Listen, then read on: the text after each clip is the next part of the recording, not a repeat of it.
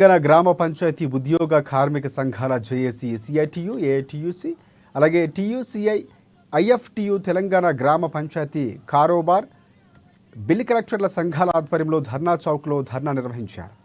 ఇక బకాయి వేతనాల చెల్లింపు పర్మనెంట్ అలాగే జీవో నెంబర్ 60 ప్రకారం వేతనాల చెల్లింపు మల్టీపర్పస్ వర్కర్స్ విధానం రద్దు special status CF ESI retirement benefits లాంటి చట్టబద్ధ సౌకర్యాల కల్పన కాంగ్రెస్ పార్టీ ప్రభుత్వం ఇచ్చిన హామీలు అమలు చేయాలని వారు డిమాండ్ చేశారు.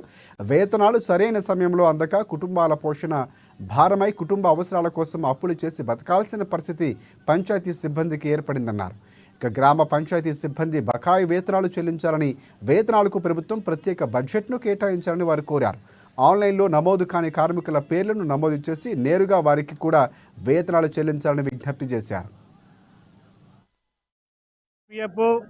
ఉద్యోగ భద్రత మీద ఈరోజు చలో హైదరాబాద్ కార్యక్రమాన్ని అసెంబ్లీ సమావేశాల సందర్భంగా జేఏసీ నాయకత్వంలో పిలుపునిచ్చాం. ప్రభుత్వానికి ముందే తెలియజేశాం, పోలీసులకు ముందే తెలియజేశాం.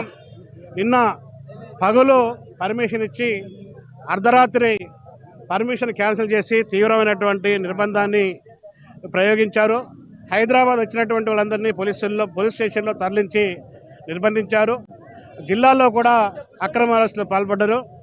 ఈ ప్రభుత్వం ప్రజాస్వామ్య ప్రభుత్వం, ప్రభుత్వం అనుకుంటూనే ప్రజా ఉద్యమాల మీద నిర్బంధాన్ని ప్రయోగించడాన్ని తెలంగాణ గ్రామ పంచాయతీ ఉద్యోగ కార్మిక సంఘాల జేఏసీ తీవ్రంగా ఖండిస్తూ ఉంది. అదేవిధంగా అసెంబ్లీ జరుగుతున్న సందర్భంలో మేము పెట్టినటువంటి డిమాండ్ని పరిష్కరించాలని, వేతనాలు పెంచాలని, జేఏసీతో చర్చలు జరపాలని చెప్పి రాష్ట్ర ప్రభుత్వాన్ని మేము డిమాండ్ చేస్తున్నాం. గ్రామ పంచాయతీలో పనిచేస్తున్నటువంటి సిబ్బందికి, కారోబార్లందరికీ 51 జీవో తీసుకురావడం వల్ల అది ఉరితాడు